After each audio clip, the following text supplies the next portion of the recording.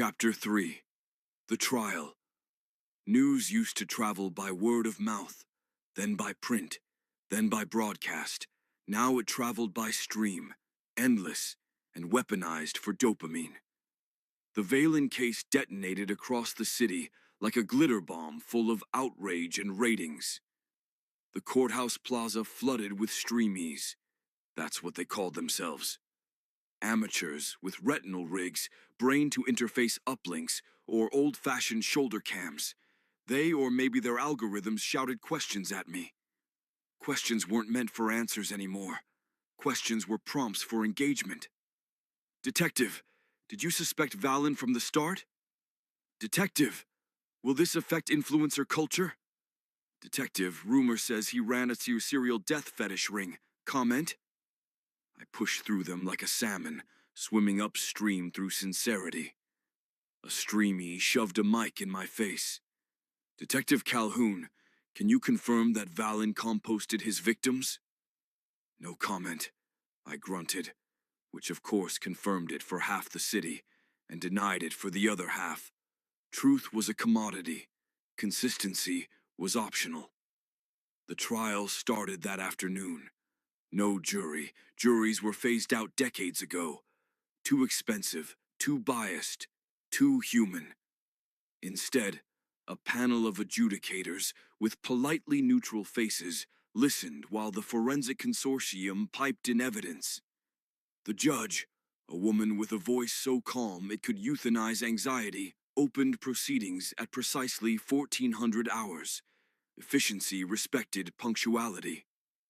Valen sat at the defendant's table, wearing a prison-neutral jumpsuit that leached charisma straight off the skin. He looked smaller without his branding entourage. Less futurist prophet, more kid who lost his field trip group. First witness, Chief Forensic Analyst Warren Bell. He looked like a man who let machines speak through him instead of learning to speak himself. In another era, he would have been a librarian or an actuary. Today, he was the voice of certainty. The biometric data is conclusive, Bell testified, clicking through holographic exhibits. His voice kept the same rhythm, whether describing breakfast cereal or genocide. We identified Valen's DNA at 12 distinct points: the victim's apartments, 2 relocation hubs, 3 wellness spas owned by Valen's companies, and his personal residence.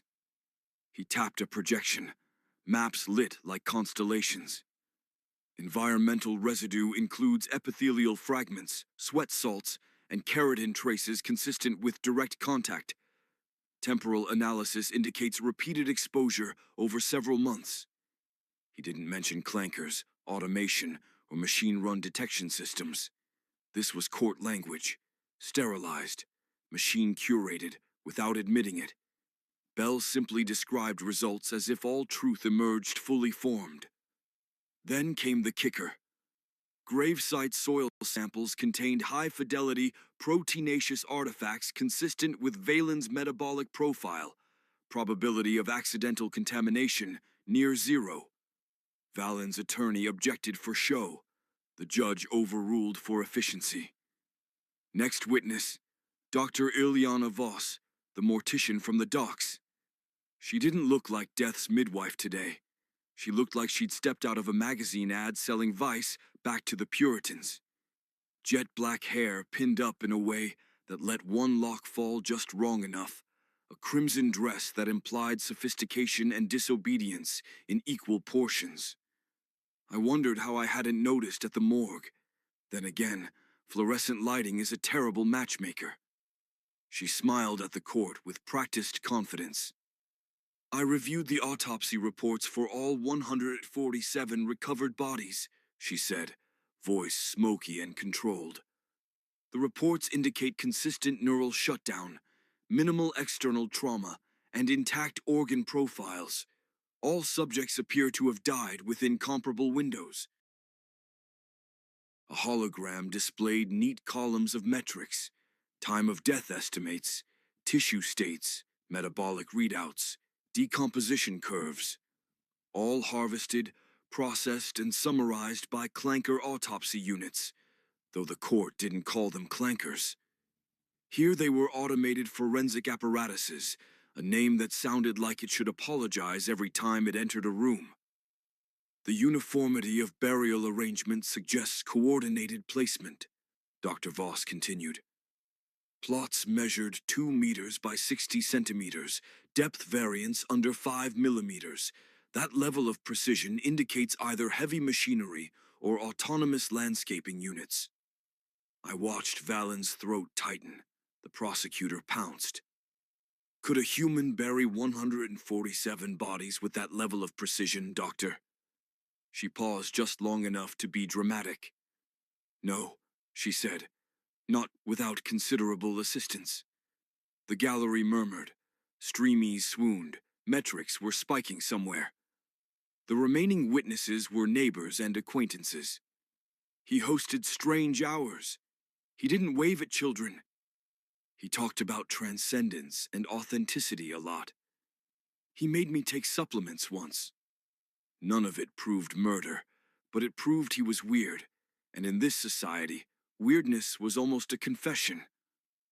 The defense barely assembled a counter-argument. They insisted Valen had no motive, no record, no psychological flags. His companies thrived. He was absurdly wealthy.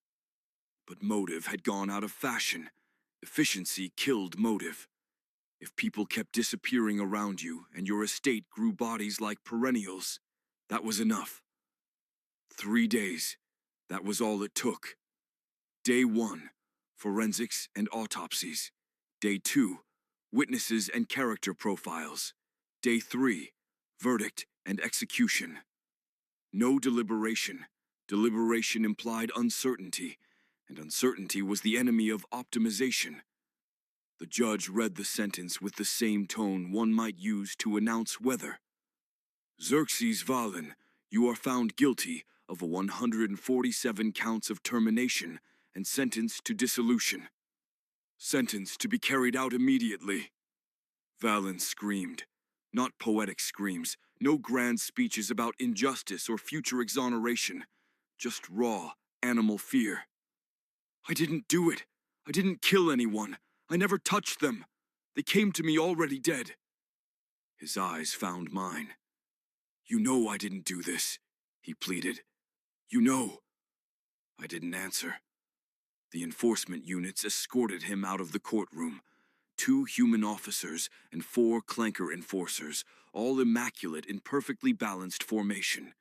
He struggled, but only in the way people struggle when they realize machines have already made peace with their death. They dissolved him before sundown.